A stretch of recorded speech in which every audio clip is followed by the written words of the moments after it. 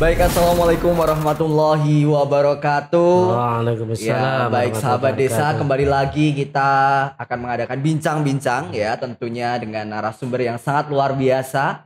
Dalam hal ini nanti ada narasumber yang sangat luar biasa sekali, ada Bapak Junaidi. Ya, tentunya hari ini kita akan ngobrol-ngobrol ya.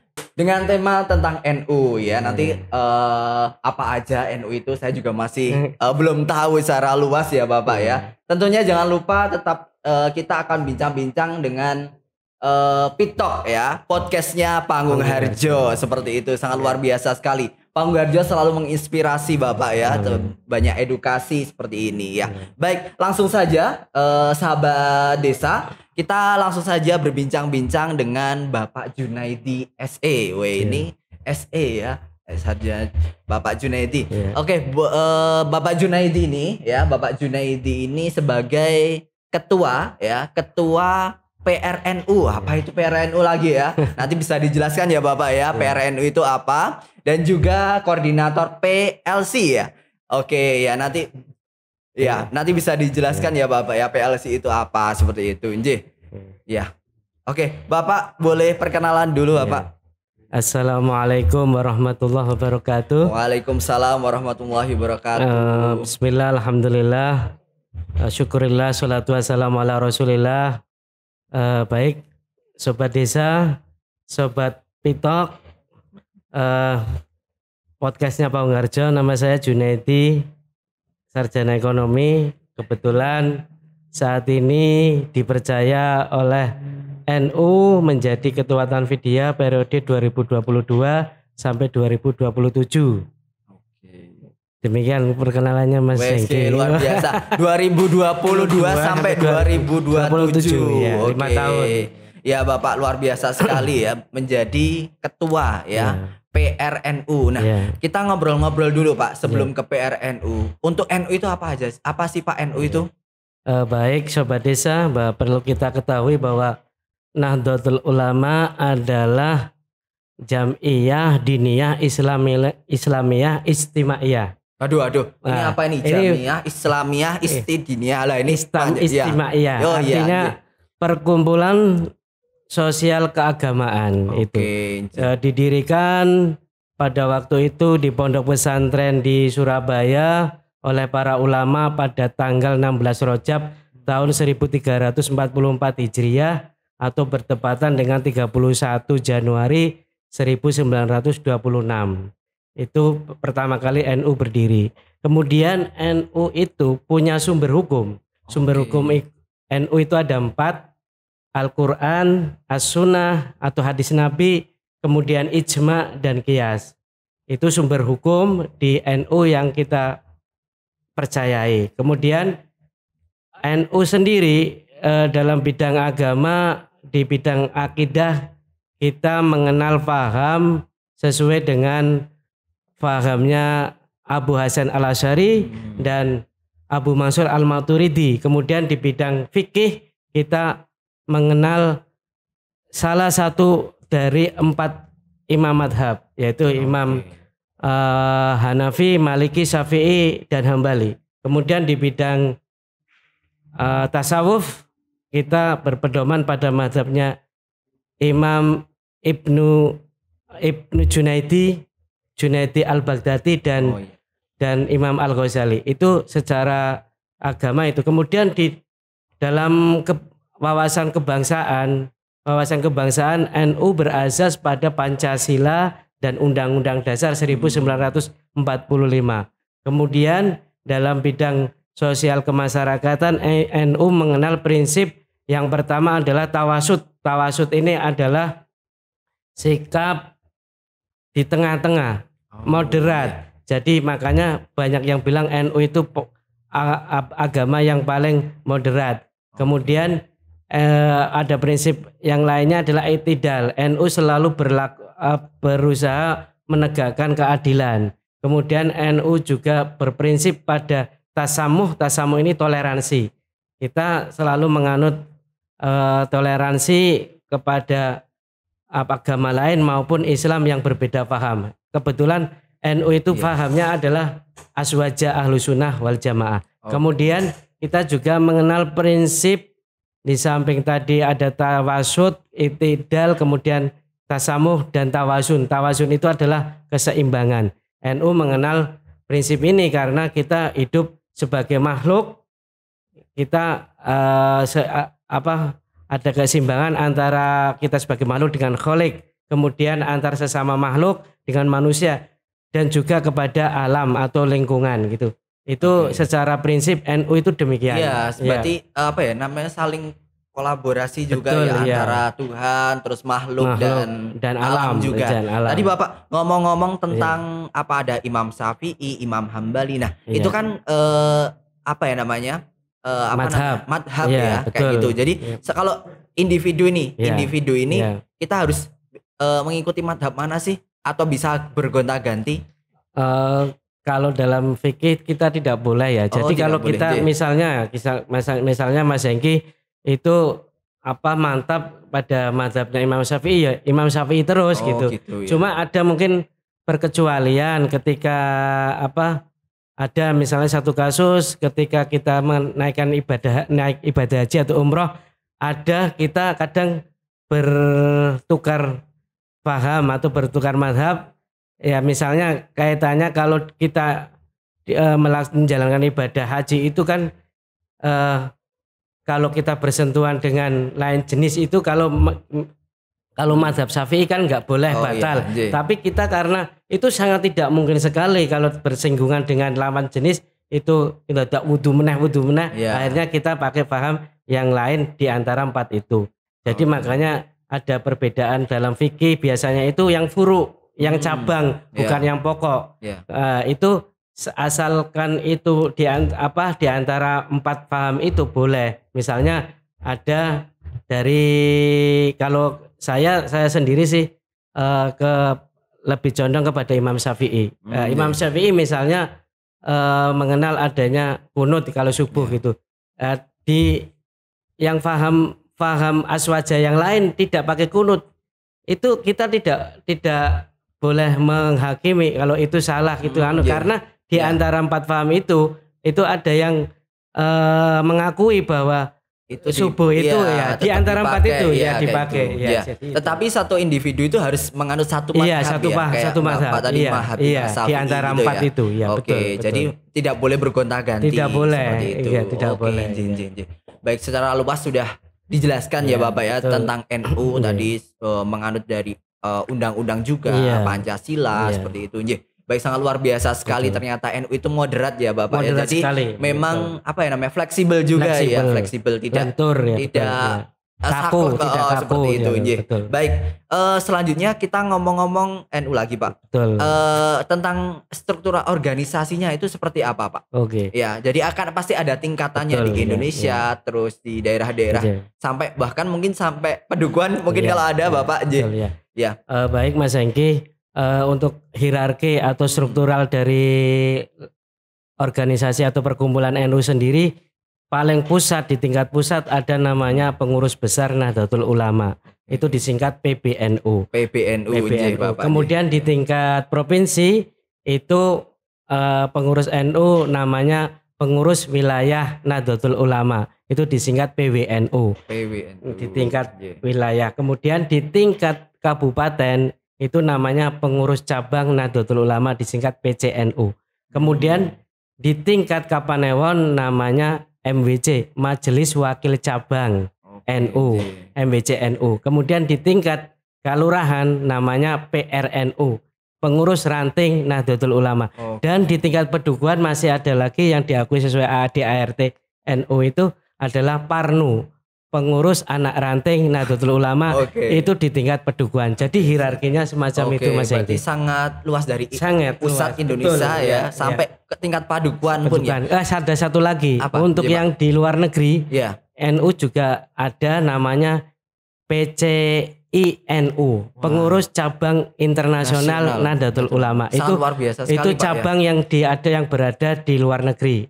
Di mana aja Pak itu Pak? Ya ada di Mesir, di Maroko misalnya kayak gitu ya. Berarti sudah mulai mengepakkan sayap-sayapnya ya Iya, Pak ya. itu sudah Jadi sudah sampai sejak internasional. dulu. Oh, Iya, sudah sejak dulu. Oh, ya. nggih nggih. Iya. Berarti apa Pak fungsinya dari pusat sampai bawah memang untuk menjaring atau bagaimana Pak? Ya, jadi memang itu kan kita namanya perkumpulan, kemudian saya katakan tadi bahwa NU itu adalah Jam'iyah Diniyah Islamiyah Ijtimaiyah. Iya. Jadi perkumpulan sosial keagamaan itu dari tingkat pusat kita sudah diatur. Memang karena apa ya, sampai saat ini bisa kita ketahui bahwa walaupun secara pendirian atau kelahiran itu NU itu berdiri setelah Muhammadiyah ya, tapi jamaah kita atau warga Nahdliyin itu lebih banyak gitu. Makanya kalau ini tidak di cover dari pengurus mulai dari tingkat pusat itu akan kewalahan ya begitu, itu ya. Berarti semuanya sudah ada datanya ya Pak ya. Ada. Mungkin ada apa Kartanu atau apa gitu ya. Kayak dulu saya pernah mendengar ada Kartanu, kartu apa Pak, tanda Nahdlatul Ulama, kartu tanda anggota Nahdlatul Ulama itu persyaratan kalau ingin menjadi anggota NU. Oh begitu, berarti ada persyaratannya juga ya Pak, luar biasa sekali ya. Jadi semua sudah data dari pusat sampai di padukuan pun semuanya sudah ada. Kalau Bapak ini tadi ada masuk sebagai ketua PRNU ya Pak ya. Ketua Tatfidiyah. Tingkat kelurahan. Oke, baik, sangat luar biasa sekali. Jabatannya 5 tahun ya Pak ya, 5 dari tahun. 2022 sampai 2027. Oke Bapak, ngomong-ngomong tentang PRNU nih Pak ya. PRNU ini mungkin sahabat desa juga masih bingung ya Pak. Betul. PRNU itu apa juga kayak gitu. Jadi tugasnya apa aja sih Pak PRNU itu kalau di kelurahan Pak? Sebetulnya apa ya, tugas dari perkumpulan ini sama sih. Ya. Yang pertama adalah untuk menjaga keutuhan dan kedaulatan negara Republik Indonesia.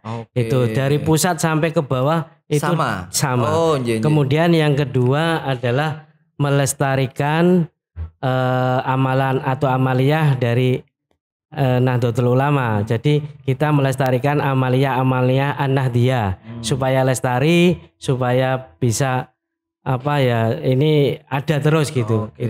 Kemudian ada tugas-tugas lain yang paling mungkin mulia adalah kemaslahatan umat. Umat. Lebih kepada terwujudnya kemandirian umat gitu. Bahkan di abad kedua ini dari pusat itu memprogramkan semua program yang kaitannya dengan ekonomi umat itu. Gitu. Sekarang fokus ke ekonomi ya Pak ya. Betul. Yang di tahun 2022 sampai 2027 itu akan fokusnya ke ekonomi atau akan berganti-ganti itu Pak? Jadi sebetulnya kemarin kita kan sudah memasuki 1 abad. Pada upacaranya di Sidoarjo itu pada tanggal 7 Februari kalau nggak salah, 7 Februari Hijriyahnya itu 1444. Jadi yang dipakai itu kalender Hijriyah. Itu NU itu sudah bergerak lebih kepada abad kedua itu untuk lebih fokus kepada kemandirian umat atau kemaslahatan umat.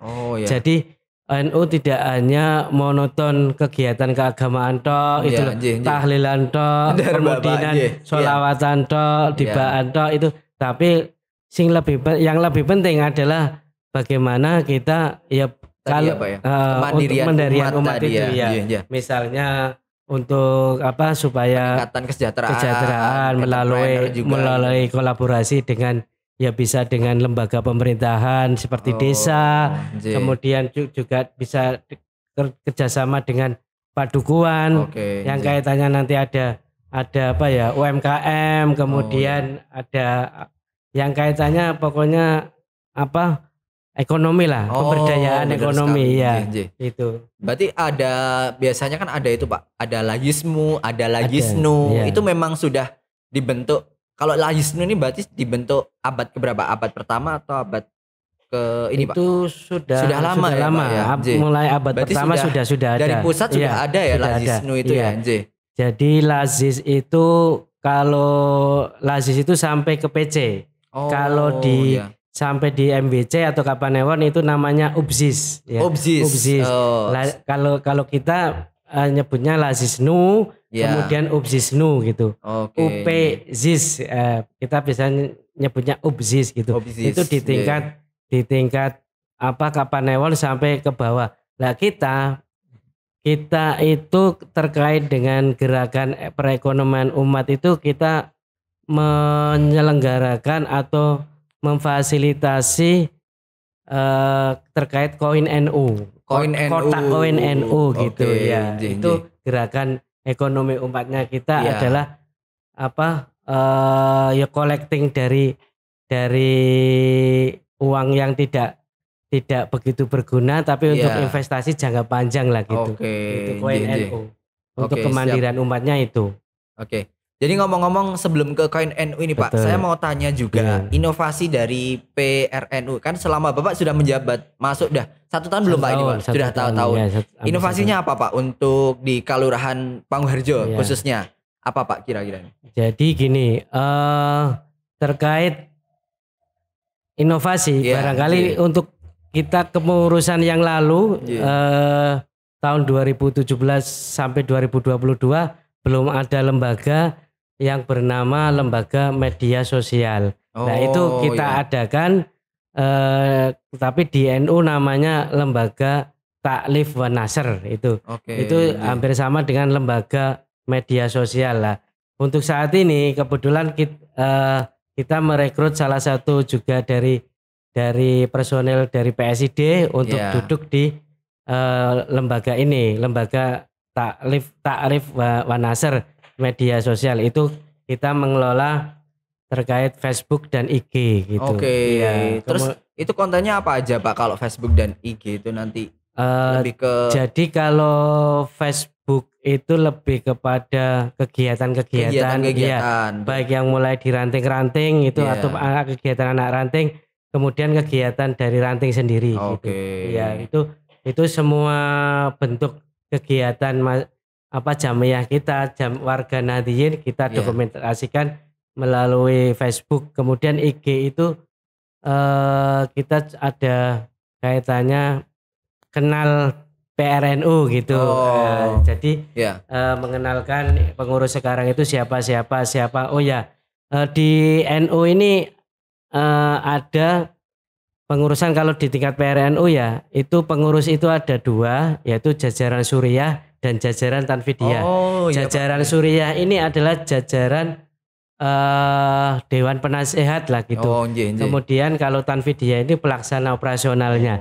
Lah kebetulan saya di sini adalah Tanfidiyah atau jajaran pelaksana operasionalnya gitu. Demikian sih. Ada 4 tadi Pak, ada Suriah itu pertama ya Pak? Ada. Iya, Suriah dan Tanfidiyah.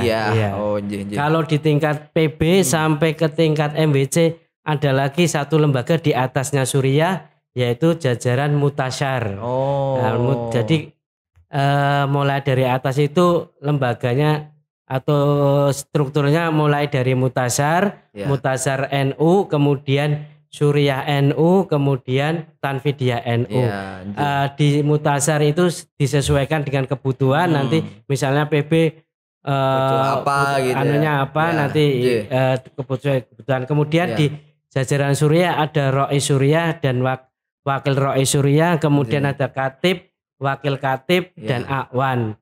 Kemudian di Tanfidiyah hampir seperti struktur organisasi biasa. Ada Tanfidiyah, wakil ketua Tanfidiyah, sekretaris, bendahara dan lembaga-lembaga sesuai dengan kebutuhan. Itu secara kepengurusan itu. Inovasinya yang saya baru lakukan itu ya lembaga media sosial. Memang dan apalagi Pak? Dan kolaborasi dengan Banom. Jadi apa itu Pak Banom? Banom itu adalah badan otonom. Jadi di tingkat ranting kita punya Banom. Satu adalah Muslimat NU. Ini biasanya anggotanya adalah ibu-ibu. Ibu-ibu namanya Muslimat NU. Kemudian remaja-remaja itu namanya Fatayat NU. Kalau laki-lakinya namanya Gerakan Pemuda Ansor. Kemudian di tingkat remaja mahasiswa ada lembaga lagi namanya Banom lagi namanya Badan Otonom IPNU dan IPPNU, Oh, Ikatan Pelajar ya. Nahdlatul Ulama, Ikatan Pelajar Putri Nahdlatul Ulama. Luar biasa sekali Itu berarti. Banomnya. Iya. Kita mencoba kolaborasi Oh ya. dengan Banom di Kalurahan. Ya. Kebetulan selama saya ini menjabat Tanfidiyah, Iya.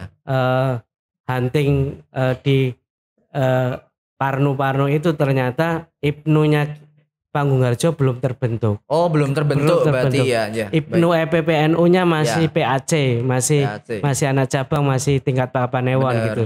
Jadi tapi kalau Muslimah sudah ada, Muslimat NU sudah ada, ya. Tiap sudah ada. Fatayat sudah ada, kemudian GP Ansor sudah ada. Ya. Yang belum ada IPNU dan IPPNU. Kalau orang-orangnya mungkin ada tapi masih ikut Kapanewon gitu. Oh, begitu. Gitu, ya. Sangat luar biasa sekali. Berarti yang belum ada tadi tingkat pelajar dan mahasiswanya. Yang tingkat desa yang belum ada. Oke. Baik Sobat Desa, silahkan kalau mau yang tingkat desa ya Pak ya. Kalau mau bergabung ya, yang Banom tadi ya Pak. Banom. IPNU dan IPPNU. Oke. Bisa langsung bergabung ya, karena luar biasa sekali manfaatnya dari organisasi, tentunya sangat luar biasa sekali ya Pak ya.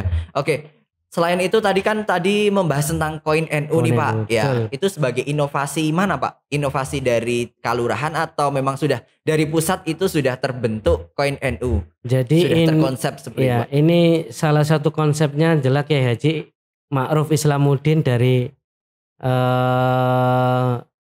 Sragen atau mana itu. Itu yang pertama kali menginovasi itu.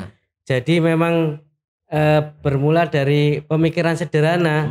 Selama ini kan kita cuek gitu ya terhadap uang ratusan koin receh ya, 100 kilo, 200 kilo, 500 kilo. Bener. Kita kan cuek. Cuma ditaruh biasa ya. 1000 koin juga uang itu dikasih ke adik-adik atau anak-anak kita aja nggak mau kok. Sekarang ya, iya. Nah itu akan sangat bermanfaat kalau dimasukkan dalam kotak koin NU. Itu malah bisa menjadi mendongkrak perekonomian karena kalau kita mengacunya di Kapanewon, jadi MBC. Itu inovasi dari MBC itu. MBC Sewon, kemudian itu lebih kepada penggalangan dana yang remeh-temeh sebetulnya. Tapi ternyata setelah kita galang itu terkumpulnya luar biasa. Oke, sebentar Pak. Ya. Berarti koin itu memang ditaruh per rumah-rumah atau rumah-rumah atau warung-warung juga? Jadi gitu. Kan pintu masuknya adalah Parnu. Oh, Parnu. Yang tingkat padukuan tadi ya. Padukuan nanti mengkolek warganya bisa melalui RT ya. Yang warga Nadiyin nanti ditawarkan. Karena kita tidak ada paksaan. Kita tawarkan siapa yang mau berinvestasi jangka panjang dengan mengkoleksi uang koin yang tidak bermanfaat dari 100 kilo itu apalah artinya gitu. Tapi ketika dikumpulkan ternyata sangat bermanfaat. Nah itu dikumpulkan, dimasukkan ke kotak koin. Nah kotak koin yang disediakan tadinya itu oleh MBC yang adakan. Tapi sekarang kita sudah inovasi sendiri yang adakan kita. Oke, luar biasa sekali. Kita kemarin baru buat kotak koin kecil itu sebanyak 100 buah, 100 pieces. Kemudian kotak koin yang agak besar yang kita titipkan di toko-toko itu kita pesen juga. Kita baru buat 5 pieces yang besar-besar itu. Itu kalau yang kotak koin kecil itu per rumah-rumah. Rumah-rumah dan kita diambil 1 bulan. Diambil 18 biasanya. 18 itu berapa sih? 35 hari. 35 hari. Iya, 35 hari. Wong Jawa ya ngerti 8 ya Pak. 35 hari kemudian collecting, nanti ada yang ngambilin. Biasanya tiap RT per RT nanti ngambilin dan itu ada jasanya. Oh, ada jasanya yang ngambilin tuh ya. Iya, yang jasanya per kotak Rp1.000. Per kotak Rp1.000. Lumayan juga ya. Kan? Coba terus mau bagi-bagi enggak ya? Satu kotak 1.000 loh kan lumayan 50 kotak lumayan tuh Pak. Lumayan itu bisa diambil setiap bulan sekali ya. Kemudian kaitannya alokasi dari kotak koin itu karena ini inisiasinya dari MBC, itu alokasinya untuk MBC 50% dari total kolek tadi. Jadi misalnya Padukuhan Kerapia Ya, Kerapia Wetan nih, ya. Ini terkumpul 1 juta 1 misalnya. juta, oke. Nah itu yang 50% 500.000 masuk ke MBC. Oke. Kemudian 250 masuk ke ranting, 250 masuk ke Parnu. Oh, Begitu, oke. ya. Nah ini uangnya itu untuk apa Pak? Ini kan udah terkumpul iya, nih, betul. pastinya banyak ya Iya. kan? Karena tadi sudah dikatakan data masyarakat NU itu betul. banyak sekali. Iya. Pastinya uangnya juga banyak Betul. dong. Ya ini untuk apa aja Pak? Kemarin yang sudah berjalan adalah untuk pembangunan BLK. BLK Balai. Oh, Balai Latihan Kerja atau apa Pak? Kesehatan. Oh, Balai Kesehatan. Luar biasa. Balai Kesehatan. Ya.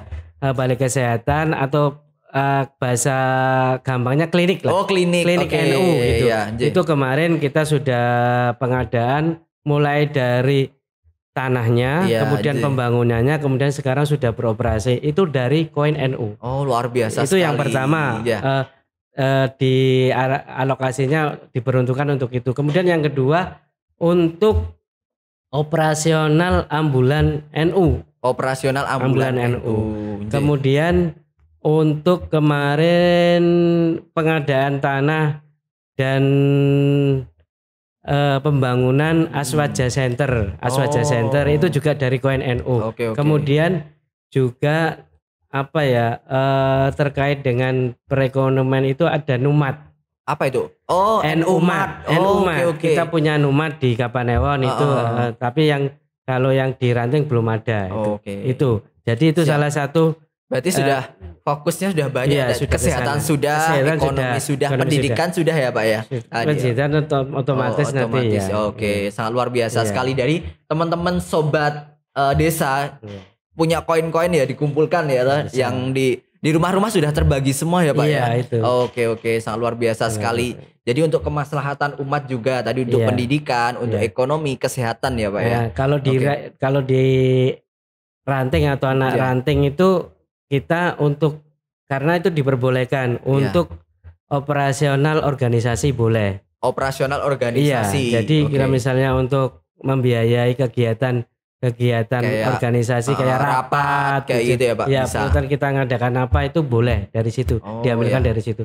Luar biasa kok. Kemarin 2 bulan kemarin untuk Januari Februari kita bisa setor ke MBC itu 4 juta. Dan 4 juta kita ke ranting itu juga bisa 3 jutaan. Oh, benar sekali. Iya, itu. Kalau uangnya itu diolah. Itu belum semua Parnu terbentuk loh. Oh iya. Termasuk Kerapia Wetan tempatnya Mas Hengki belum terbentuk. Oke, Bapak. Ya, tempatnya Mas Kevin Kue ini juga belum terbentuk. Oh iya. Jadi masih banyak yang belum terbentuk. Masih ya. itu. Ngomong-ngomong apa Pak tadi yang Padukuan tadi namanya Parnu ya. Bukan salah sebut lah Pak ya. Parnu. Ya. Jadi pengurusan ada ranting, 14 padukuan. Ini sudah berapa Pak yang sudah terbentuk? Yang sudah terbentuk itu yang kepengurusan saya ya. Itu Ngireng-Ngireng, kemudian Sawit, kemudian Pandes, Kerapia Kulon, Dongkelan, baru 5 sih. 5. Baru 5. Oke. Tapi ini yang on the process Pelem Sewu, Weni, kemudian yang demisioner itu sebetulnya ada. Oh ya, setiap ini ada ya, Pak, jadi sebetulnya kemarin sudah terbentuk, tapi kan sudah saya nyatakan demisioner. Karena sudah tidak masa periodenya udah habis gitu lah. Nah, tapi tak suruh bentuk lagi sampai sekarang belum bentuk itu ada. Kayak Nggaron. Itu juga koinnya juga setor itu Nggaron, Cabean itu belum terbentuk tapi sudah setor. Karena itu periode yang lalu sudah terbentuk gitu. Kalau dengan periode yang lalu ya sekitar 7-an sudah ada ya. Dari 14 padukuan betul. Baru 7 ya, udah setengah lah 50% ya Pak ya. Masih harus digenjot lagi lah. Lumayan ya Pak ya. Maksudnya untuk peningkatan kesejahteraan tadi ya, ekonomi, pendidikan maupun organisasi juga. Jadi sangat luar biasa ya Pak ya, dari koin receh-receh tadi ya Pak ya. Receh yang remeh-temeh ya. Oke. Tapi bernilai surgawi. Ya, mungkin setelah kesehatan yang sudah dibentuk sudah launching Pak untuk kesehatan. Sudah operasional, klinik-kliniknya ini bertempat di Sudimoro. Sudimoro Timbulharjo. Oke, Timbulharjo. Iya. Oke. Kemudian kita di samping klinik kita punya Aswaja Center, juga gabung dengan BLK. Di situ juga ada Numat, itu juga di Timbulharjo juga. Sebentar Pak, Ya. Aswaja Center itu apa Pak? Nanti dia akan fokus ke apa Pak? Juga kesehatan? Jadi Aswaja Center itu sebetulnya untuk kantornya MBC itu. Oh, kantor Iya. gitu juga, ya? Iya, kantor MBC dan juga untuk aktivitas segala kegiatan Kesekretariatan NU dan gitu ya? Bandungnya tingkat Kapanewon. tingkat Kapanewon di situ ya? Ya, Oke. jadi NU kan punya Banom, baik mulai dari tingkatan ranting sampai ke Kapanewon juga punya. Oh, Nanti iya. di tingkat Kapanewon juga ada Muslimat NU Sewon, Fatayat iya. NU Sewon, Fatayat GB Ansor Sewon. Oke. Kemudian ada Ibnu IPP NU Iya. Sewon, itu ada. Gitu. Ada lagi yang pelajar tapi afiliasi dengan NU, itu juga masuk Banom. Benar. Itu PMII juga ada. Oh, PMII itu iya. Lembaga Pergerakan Mahasiswa Islam Indonesia, itu juga afiliasi dari Oke. kita. Iya. Sangat luar biasa sekali ya Pak ya. Jadi semuanya sudah terbentuk dari Betul. kesehatan. Ngomong-ngomong kesehatan lagi Pak, Iya. sedikit ya Pak ya. Ya. Tentang kesehatan ini fasilitasnya gratis atau enggak Pak? Jadi kalau pemegang koin Iya. itu gratis. Oh iya Pemegang iya. koin gratis. Kerapia Witan tak doan aja nih biar Mas Eben. Iya, itu. Kan gratis ya lumayan. Cuma ya kan? kendalanya karena itu tempatnya di Sudimoro, Oh iya. itu yang Panggungarjo sampai saat ini belum Masih- ada yang menggunakan fasilitas menggunakan. itu. Oh iya. Iya. Karena Kalau- aksesnya lumayan iya. jauh ya Pak ya. Iya. Mending ke puskesmas kan Iya. lebih dekat ya kan. termasuk kaitannya dengan ambulan karena Oh iya. di Panggungarjo sendiri kan juga punya ambulan ya, Oh yang oke, dari oke. Gus Durian itu yang Iya. kerjasama dengan FVRB. Iya. Jadi juga itu kalau dihitung itu ya juga sedikit juga yang iya. gunakan fasilitas-fasilitas itu gitu. Oke oke. Jadi belum termaksimalkan Belum ya, maksimal, ya. belum Mungkin karena maksimal. masih baru Pak ya. Iya, Mungkin belum masih maksimal, iya. perlu diedukasi Iya. juga kayak gitu ya. Iya. Sangat luar biasa sekali tapi Iya. Pak sudah tentang untuk kesehatan. Jadi teman-teman sobat desa silahkan kalau mau periksa gratis ya Pak ya. Gratis. Kalau Tapi yang punya syarat pemegang ya, koin kotak NU koin ya. itu, pemegang kotak koin Siap. gratis itu. Nah, Iya. makanya nih Mas Kevin megang koin ya. Kotak koin NU ben gratis ya apa-apa ya kan. Ya. Iya. Pakai mobil ambulannya gratis ya Pak ya. Iya, gratis. Oke siap. Untuk jalan-jalan kan Pak. Kemudian Oke. kalau yang biasa kita sosialisasikan adalah pemegang kotak koin itu kalau meninggal dunia juga dapat dana santunan. Oh, sangat Ya, luar biasa sekali. Yang besarannya tetap disesuaikan dengan kemampuan dari ranting dan anak ranting ya. Oke. Dan juga bagi pemegang kotak koin itu ya. selalu kita doakan ahli warisnya. Oh, yang sangat luar biasa. yang sekali. leluhur atau orang tuanya sudah meninggal selalu kita doakan. Setiap ada acara Setiap ada momen itu pasti dikirim ya. semuanya Ya, Pak ya. misalnya kayak Oh. momen di PRNU selalu Ya. kita menyelipkan nama-nama khusus ya. Khusus. Oke. Khusus ahli waris dari Dari si pemegang kotak A koin. gitu ya. Enggak disebut itu Oh, tapi gitu. kita sebutkan khusus Pemegang koin pemegang langsung. kotak Oh, koin. Oke. Ya. Siap. Pemegang kotak koin di Panggungarjo misalnya Oke. gitu. Ya gitu. Jadi amal Kita doakan. jariahnya tetap Iya. mengalir terus ya Mengalir, Bapak iya. ya. Oke, Iya. sangat luar biasa sekali teman-teman sobat desa nih Ya. yang mau sorry Pak. Iya.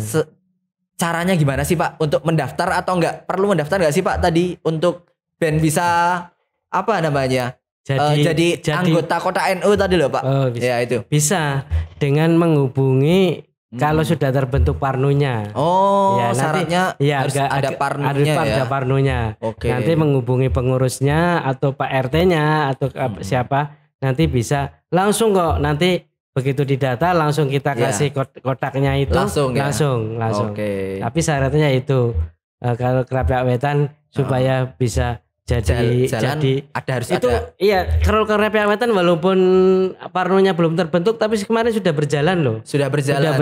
Ya, itu iya. kebetulan kemarin yang koordinasi itu Pak Dasuki ketua ketua RT itu. itu ya. Iya, Oke. Itu ada beberapa. Diambil semua Iya. Kerapia Wetan Jadi gitu ya, kalau Pak, ya? belum ada Parnu kita makainya nama Pokja, kelompok kerja gitu. Pokja. Kalau belum ada Parnu, tapi kalau sudah ada Parnu kita leburkan menjadi masuk ke Parno itu. Oke. Sarannya gampang Gampang asalkan ya. ikhlas. Ikhlas. Bener. Mau menyisikan itu, ngumpuli koin-koin Iya, itu loh. bener banget. 100 kilo, 200 kilo, Iya. 500 kilo, 1000 yang tidak terpakai, apalagi kalau misalnya mau tambah juga 100.000 juga boleh, tapi nanti bukan koin lagi. Iya, benar.